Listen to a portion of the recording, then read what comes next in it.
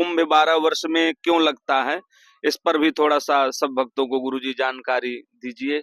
कुंभ का शाब्दिक अर्थ होता है घड़ा, और जिस समय पर समुद्र मंथन हो रहा था, समुद्र मंथन का मुख्य उद्देश्य था अमृत निकालना। भगवान विष्णु के निर्देशानुसार देवता दैत्यों से मिल करके समुद्र मंथन कराया, जिस मंथन में अंतिम रत्न जो है 14वां रत्न सोने के कलश में धन्वंतरी जी इसको लेकर के प्रकट हुए थे। और उस समय पर उसके लिए दैत्यों और देवताओं में फिर से छीना झपटी होने लगी, परंतु इंद्र के पुत्र जयंत जो हैं इस कलश को लेकर के भाग खड़े हुए, परंतु भगवान को ये पसंद नहीं आया और सर्वप्रथम वो यहाँ तीसरा प्रयागराज में आकर के छिपे इसको लेकर, कुंभमृत को लेकर के। लेकिन भगवान का चक्र पीछा किए हुए था। फिर नासिक गए, उज्जैन गए और हरिद्वार में गए, तो जहाँ जहाँ 4 जगह छिपने का प्रयास किया, 4 जगह उस कलश से कुछ अमृत गिरा। और इस नाते यहाँ ब्रह्मा की वाणी हुई कि 4 स्थलों पर अब कुंभ का मेला होगा, और जो इस पर्व में आएंगे उनको सबको अमृत कुंभ से भी कहीं अधिक लाभ होता रहेगा।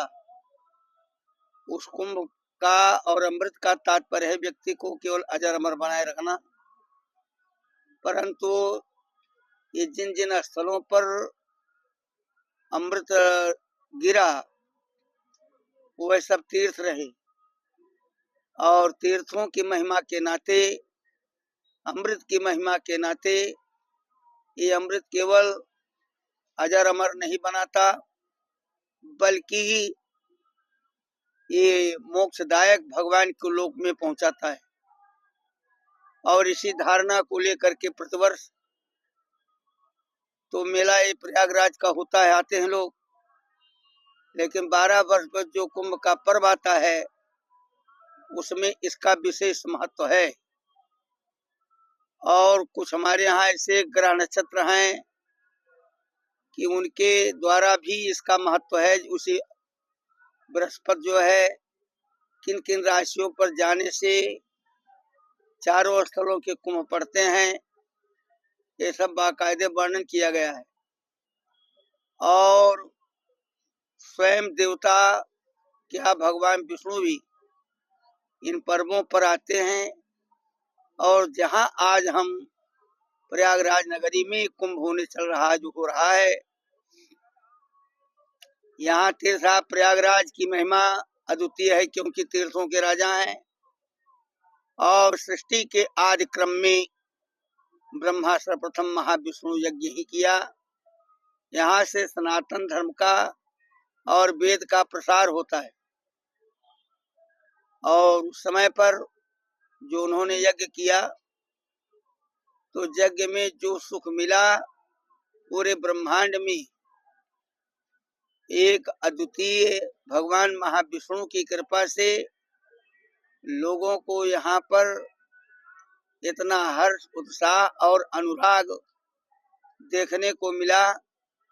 और हर्ष इतना ज्यादा लोगों में था, इतना आनंद प्राप्त हुआ कि याग के आगे प्रा उपसर्ग पूर्वकेन तब प्रकृष्टम प्रा लगा, प्रा से प्रयाग बना। अब एक एक शब्द के विवेचन में तो बड़ा लंबा समय होगा। पा क्या है, रा क्या है, या क्या है और गा क्या है, जान लीजिए, उतना समय नहीं है।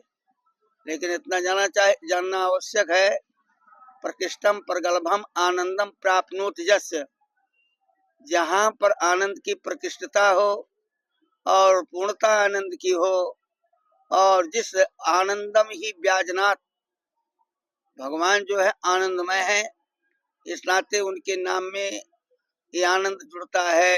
सच्चिदानंद नाम भगवान का है, तो परमानंद भगवान है, सच्चिदानंद है, धर्मानंद है, आनंदानंद है, योगानंद, ज्ञानानंद, प्रकृत प्रकट प्रसन्न प्रशंसित प्रबर प्रवीर प्रबुद्ध प्रधान धीरोदात धराधर धारक ध्यानी धर्म धर्म दुरीण प्रचंड प्रतिकारक प्रतिरोधक प्रंतपाल प्रतिबाद प्रवीण अभिकल अभिचल अभिगत अव्यय अभय अमर अतरथी अपार अग्रगण गणीय घातक अच्युतम नाथ अवनीश्वर अभिकार निजानंद घनानंद स्वयमानंद निकोलानंद आनंदानंद जोगानंद धर्मानंद परमानंद ज्ञानाथ सा भगवान महाविष्णु।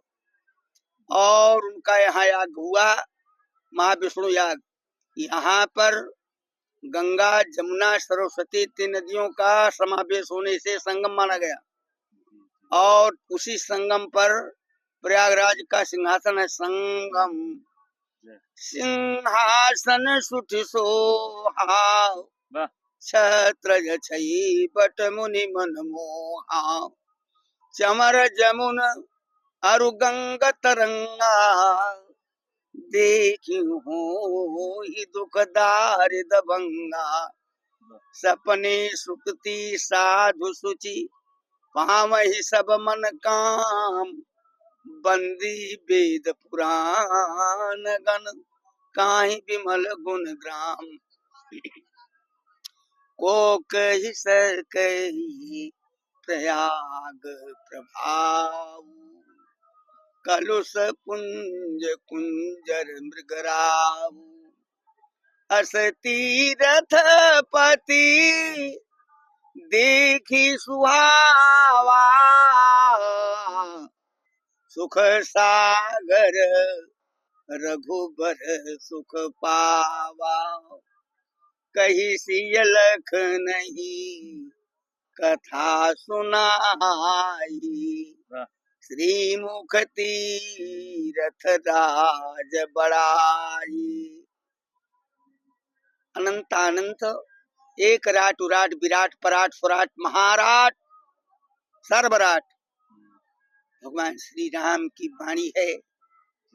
कैसे तीर्था प्रयागराज को जब देखा उन्होंने, तो बाबा गोस्वामी तुलसीदास जी की लेखनी चलती है।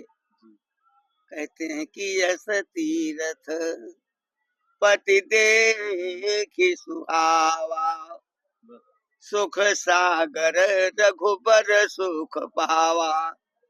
भगवान सुख समुद्र है तथा भगवान सुख पावा।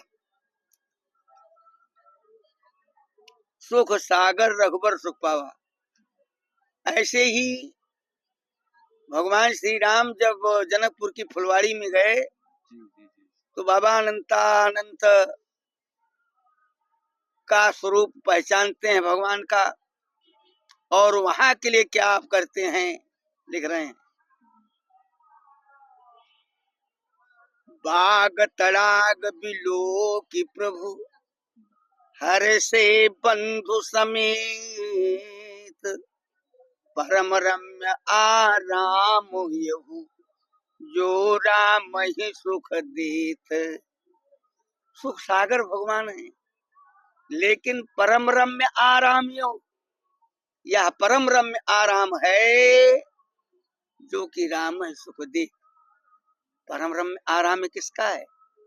ये भगवती भास्मती आभामती मतमती जगतमती जगत जननी जगत जगदीश्वरी अखिल कुंज कुंजेश्वरी निकुंज कुंज कुंजेश्वरी रास रासेश्वरी बाग बागेश्वरी ध्यान ध्यानेश्वरी महामाहेश्वरी ची शक्ति ती शक्ति धी शक्ति। श्री सीता जी का ये सुख है जो राम है सुख दे, जान लीजिए। तो ऐसी स्थिति में यहाँ भी, यहाँ सुख सागर रघुबर सुख पावा और वहां राम ही सुख देत। तो वास्तव में वहां पर अपनी सजातीयता झलक रही थी। प्रयागराज में भी अपनी सजातीयता उनको झलक रही है, क्योंकि संगम पर ऐसी परिस्थिति है। प्रयागराज के मित्र माधव भगवान महाविष्णु ही तो हैं। सचिव सत्य श्रद्धा प्रिय नारी, और माधव सरिसमीत हितकारी। सचिव सत्य, प्रयागराज ऐसे महाराजा के मंत्री जो हैं वो सत्य देव हैं, सत्य भगवान। सचिव सत्य और श्रद्धा जो है वही उनकी पत्नी है। सचिव सत्य श्रद्धा प्रिय नारी, प्रयागराज की पत्नी का नाम श्रद्धा है। और श्रद्धा एक ऐसी चीज है कि बिना उसके न तो जोग होगा, न जाग होगा, न जप होगा, न तप होगा, न भक्ति होगी न ज्ञान होगा। श्रद्धा बिना भगत नहीं हुई। और जे श्रद्धा सम्मल रहित, इनसे जो च्युत है, जिन्हें संतों का संग भी नहीं, तेन कह मानस अगम अति तिन्हें प्रिय रघुनाथ। श्रद्धा के बिना न तो भगवान की प्रियता प्राप्त हो सकती है, न गुरु की कृपा प्राप्त हो सकती है, न शास्त्रों की गहनता प्राप्त हो सकती है, न शास्त्रों की रम्यता और उसकी जो उपादेयता है वो भी नहीं प्राप्त हो सकती है।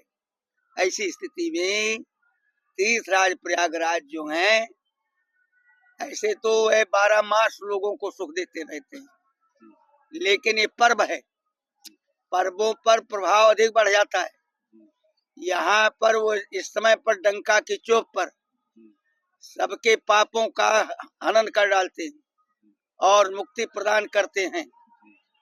कहा था सुनी आचरज करे जन कोई, और सतसंगत महिमा नहीं कोई। इन बातों को सुनकर कोई आश्चर्य ना करे। सत्संग की महिमा किसी से छिपी नहीं है। सत्संगति कथय किम न करो तो पुंसाम, सत्संगत क्या नहीं कर सकती है, अर्थात सब कुछ करने में सक्षम है। वृंदावन बिहारी लाल की जय।